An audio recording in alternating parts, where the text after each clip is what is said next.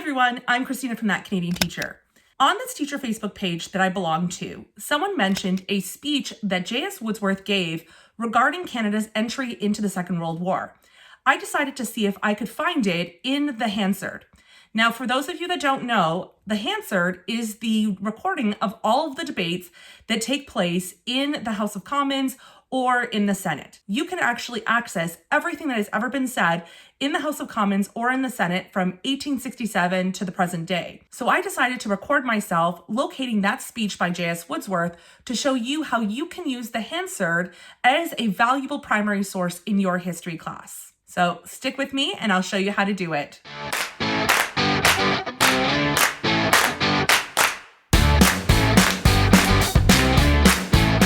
This is going to sound so silly, but I swear I start by just going to Google, typing in Hansard, and then clicking on the first link that pops up. And then once you're in here, you're going to choose House Publications, and then you're going to select the date. And then what that does is it opens up a calendar, and inside the calendar, you're going to see that there is a link to Canadian Parliamentary Historical Resources portal.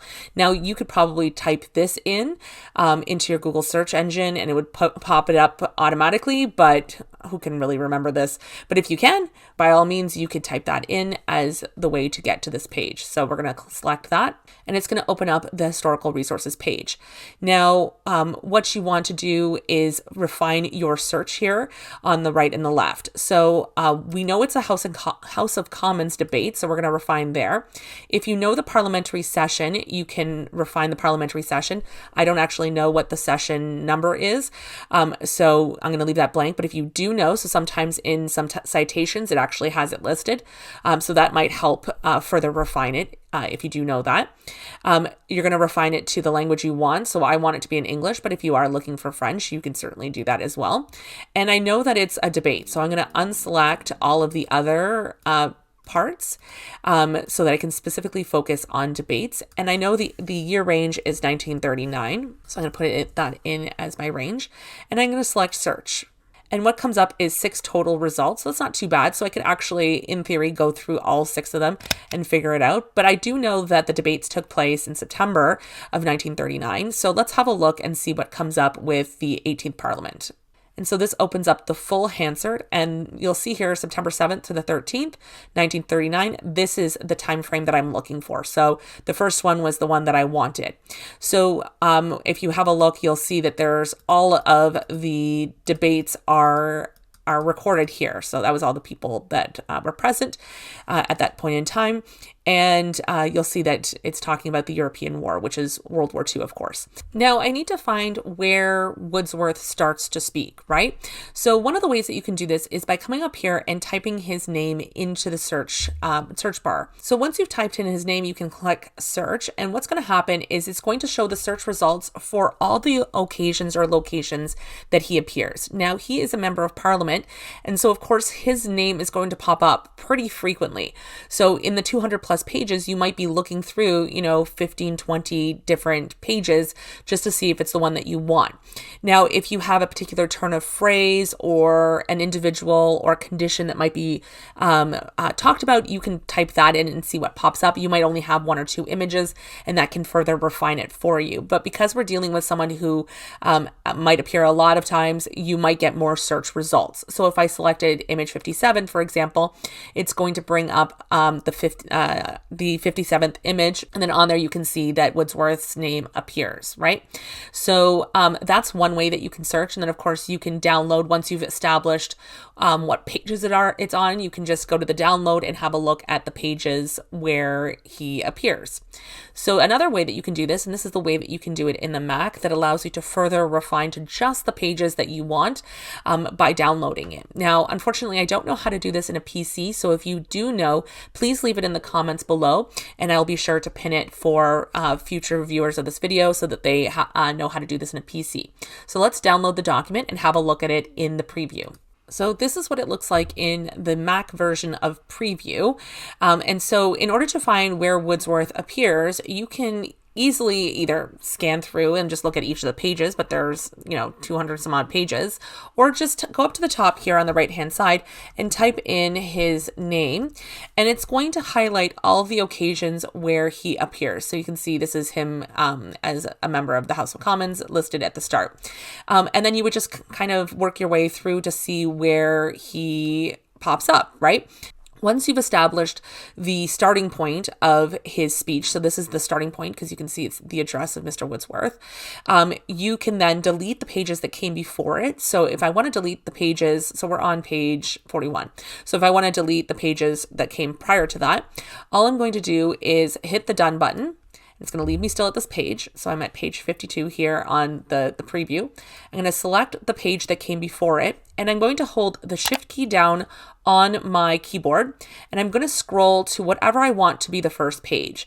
Now, I really like this cover page, so I'm going to leave that, but I'm going to start from page 2. So from page 2 all the way to page 52 or 51 or whatever it was, you can see that it's a little bit grayer, and so it's highlighted all those pages. So I'm going to select delete on my keyboard, and you'll see now from page 1, it's going to go to page 52 as my first page. Now I'm going to do the same thing, but from where he finishes his speech to the end of the document, because we still don't want, 100 pages being given to anyone, or to be, holding on to 100 pages. So I'm going to find where his speech ends, and then I'm going to start from there. So this looks to be the location where he finishes defending his perspective. And so you can see it's the end of that particular debate, and it's, September 9th here. So like I did before, I'm going to go to the page that follows on the document here. So that's going to be page 62. And I'm going to highlight everything that follows after it.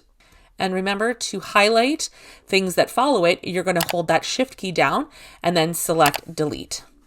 Now, once I've done that, I only have the 10 or so pages that include that speech that I was looking for. Now, in order to save it, all I'm going to do is make sure I give it a name that is familiar. So we're going to call this Woodsworth on World War II. And then you can save it in whatever folder that you want to save it, and hit enter, and it will save it as Woodsworth on World War II on your desktop. Now, within Preview on a Mac, you can actually rearrange these pages here on the left-hand side. If you don't see this left-hand side, just come up here to the top and you can choose the thumbnails option, and then that will bring it up if you don't actually see it. And so if you just move it over like this, you can rearrange the ordering as to whatever you see fit as having your ordering.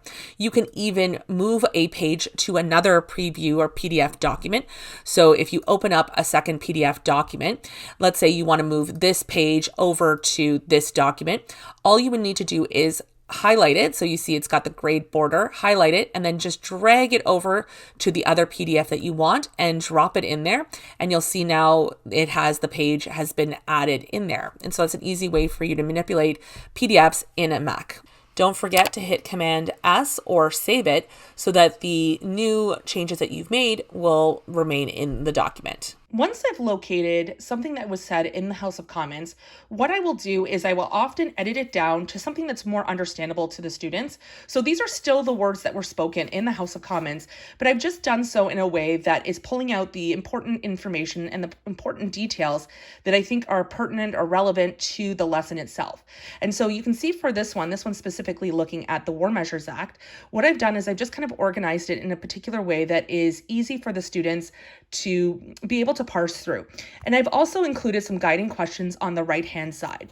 So I'll show you the second page, which is really the crux of the War Measures Act. And so I've included, the various features of the War Measures Act, and then I have just guiding questions that are on the right-hand side.